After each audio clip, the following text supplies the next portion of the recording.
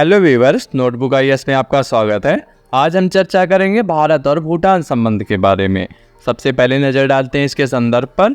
भारत और भूटान एक अनूठा और विशेष संबंध साझा करते हैं जो सांस्कृतिक, आर्थिक और राजनीतिक संबंधों के एक सुदीर्घ इतिहास पर आधारित है। भूटान अपने छोटे आकार के बावजूद दक्षिण एशिया में रणनीतिक रूप से महत्वपूर्ण स्थान रखता है और क्षेत्रीय सहयोग के प्रयासों में भारत के लिए एक प्रमुख भागीदार रहा है।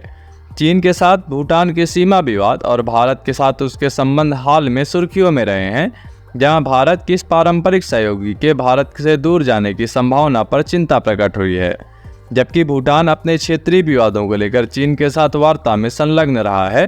हाल के घटनाक्रम बताते हैं कि भूटान भारत संबंधों में निरंतरता अभी भी व्यापक रूप से बनी हुई है।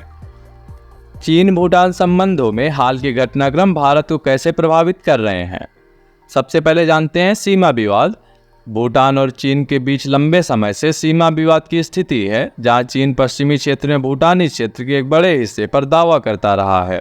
यह क्षेत्र सामरिक रूप से भी महत्वपूर्ण है क्योंकि यह सिलीगुड़ी कॉरिडोर के निकट है, जो भारत की मुख्य भूमि को इसके उत्तर पूर्वी राज्यों से जोड़ता है। यदि चीन इस क्षेत्र में कोई भी बढ़त बनाता है तो भारत की सुरक्षा के लिए खतरा बन सकता है। चीन भूटान के साथ कुछ क्षेत्रों को लेकर विवाद रखता है, जैसे कि उत्तर में पासामलुंग एवं जकारलुंग घाटियाँ, जहाँ दोनों घाटियाँ भूटान के लिए सांस्कृतिक रूप से महत्वपूर्ण हैं। पश्चिम में डोकलाम, ड्रामाना एवं सखातो, याकचू एवं चारियांगचू और सिंचुलुंगपा एवं लैंगमार्पो घाटियाँ। डोकलाम त्रिबिंदु भारत के लिए महत्वपूर्ण है क्योंकि यह सिलीगुड़ी कॉरिडोर के अत्यंत निकट है। हाल ही में चीन ने सक्तेन अभयारण्य में भी दावा किया है, जो भूटान के पूर्व में है और चीन की सीमा से नहीं लगता है। क्षेत्र पर प्रभाव। भूटान इस क्षेत्र में भारत के निकटतम सहयोगियों में से एक है और भारत लंबे समय से भूटान को आर्थिक एवं सैन्य सहायता प्रदान करता रहा है। हालांकि हाल के वर्षों में चीन भूटान के साथ अपने आर्थिक एवं राजनयिक संबंधों को बढ़ा रहा है, जो इस क्षेत्र में भारत के प्रभाव को कमजोर कर सकता है। चीन की आक्रामकता। चीन अपनी विदेश नीति में विशेष रूप से एशिया प्रशांत क्षेत्र में तेजी से आक्रामक होता जा रहा है। इससे भारत सहित कई देशों के साथ तनाव की स्थिति बनी हुई है। यदि चीन अपने रणनीतिक लक्ष्यों को आगे बढ़ाने के लिए भूटान में अपने बढ़ते प्रभाव का उपयोग करता है, तो यह संभावित रूप से भारत की क्षेत्रीय सुरक्षा के लिए एक बड़ी चुनौती बन सकता है। अब जानते हैं भारत के लिए भूटान का क्या है महत्व। सबसे पहले नजर डालेंगे सामरिक महत्व पर। भूटान भारत और चीन के साथ अपनी सीमाएं साझा करता है और इसकी सामरिक स्थिति से भारत के सुरक्षा हितों के लिए एक महत्वपूर्ण बफर स्टेट बनाती है। भारत ने भूटान को रक्षा, अवसंरचना और संचार जैसे क्षेत्रों में सहायता प्रदान की है, जिससे भूटान की संप्रभुता और क्षेत्रीय अखंडता को बनाए रखने में मदद मिली है। भारत ने भूटान की रक्षा क्षमताओं को सुदृढ़ करने और उसकी क्षेत्रीय अखंडता को सुनिश्चित करने के लिए उसकी सीमा और संरचना जैसे सड़कों और पुलों के निर्माण और रखरखाव में मदद की है।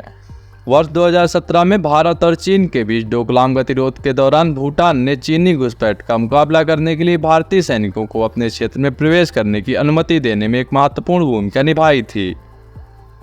अब नजर डालते हैं आर्थिक महत्व पर। भारत भूटान का सबसे बड़ा व्यापारिक भागीदार है और उसका प्रमुख निर्यात गंतव्य है।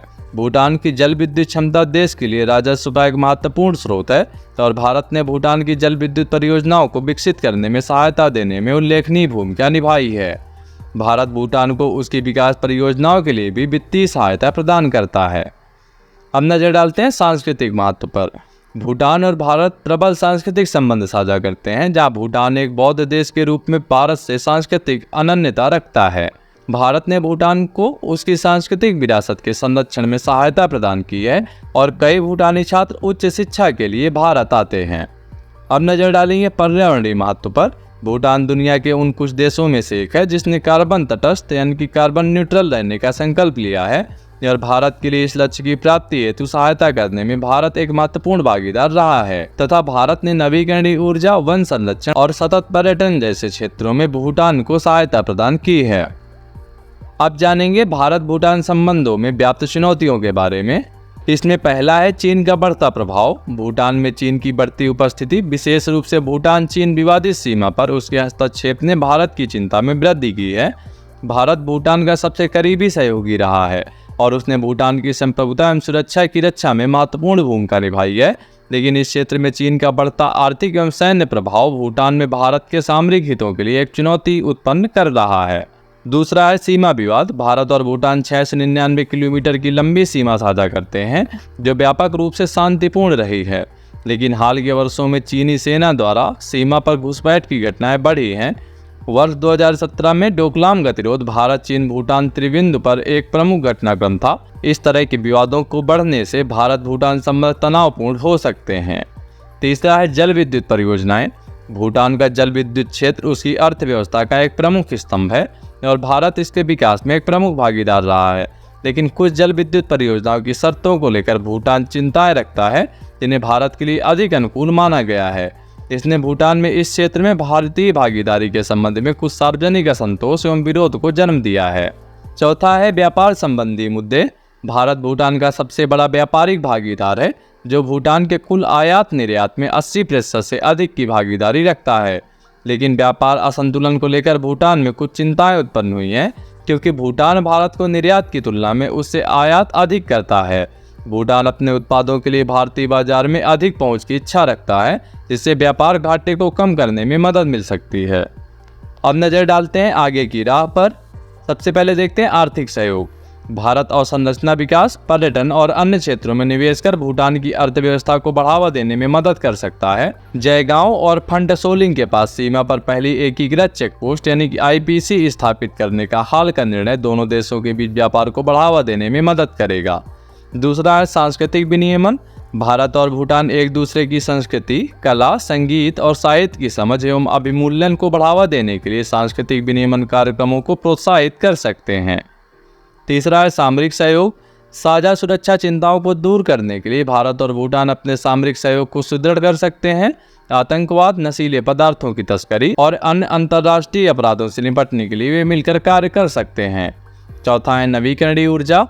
भारत नवीकरणीय ऊर्जा परियोजनाओं में निवेश कर भूटान को उसके जल विद्युत संसाधनों का दोहन करने में मदद कर सकता है।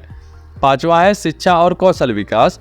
भारत भूटानी छात्रों को छात्रवृत्ति और भूटानी पेशेवरों के कौशल को बढ़ाने के लिए प्रशिक्षण कार्यक्रम प्रदान कर शिक्षा एवं कौशल विकास के क्षेत्रों में भूटान की मदद कर सकता है। ऐसी ही महत्वपूर्ण वीडियोज़ के लिए सब्सक्राइब करें हमारे YouTube चैनल नोटबुक IAS को।